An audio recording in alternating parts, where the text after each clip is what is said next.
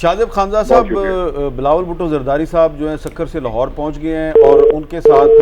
फरियाल तालपुर साहिबा भी हैं, और जो त्यारा था वो उनको लाहौर छोड़ के इस्लामाबाद चला गया है, और इस्लामाबाद से भी एक पीपल्स पार्टी की जो अहम शख्सियत है वो कल सुबह वापस लाहौर जाएगी, फिर वहाँ से ज़रदारी साहब और बिलावल साहब भी इस्लामाबाद चले जाएंगे। तो आपको क्या लग रहा है कि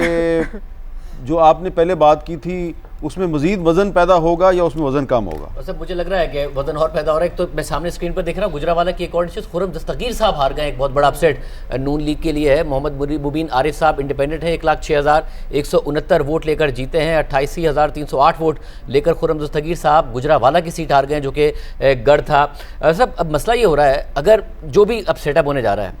नून लीग के लिए प्रॉब्लम्स नज़र आ रहे हैं, और वो प्रॉब्लम्स ये हैं कि पहला तो सबसे बड़ा मसला ये है जिसके ऊपर बात कर रहे हैं, जिसमें वजन है कि बिलावल भुट्टो ज़रदारी साहब क्यों इस बात पर कॉम्प्रोमाइज़ करें कि भाई मैं जूनियर पार्टनर बनूं और वज़ीर आज़म भी ना बनूं, और अपने जो अगले इलेक्शन में मेरा एम्बिशन है कि मैंने वज़ीर आज़म बनना है और अपने आप को पंजाब में एक्सपैंड करना है, तो इनकम्बेंसी का जो फैक्टर है मैं उसको अपने ऊपर लूँ, तो उसका बोझ और उसका वज़न अपने ऊपर ले लूँ। दूसरा, बिलावल भुट्टो ज़रदारी साहब बहुत बड़ा कैटेगोरिकल कह चुके हैं नून लीग के लिए, तो उन्होंने कहा था अगर उस पर कॉम्प्रोमाइज़ हो जाता है, सॉफ्ट नज़र आ रही है कि कोई भी हो सकता है फाइनेंस मिनिस्टर, इसाक डार साहब नहीं हो सकते फाइनेंस मिनिस्टर।